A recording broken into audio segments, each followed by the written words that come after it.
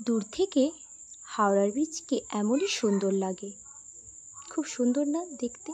কলকাতা আসবো আর হাওড়ার ব্রিজ দেখবো না, সেটা কি হয়? তাই আজকে চলে এলাম গঙ্গার পাড়ে হাওয়া খেতে আর একটু ঘুরু ঘুরু করতে। ভাবলাম এই হাওড়ার ব্রিজের নিচ দিয়ে একটু যাওয়া যেতে পারে, তাই মন চাইলো যে লঞ্চে করে এর নিচ দিয়ে যাই। সেই উদ্দেশ্যেই বেরিয়ে পড়লাম। অনুভূতিটা খুবই সুন্দর ছিল।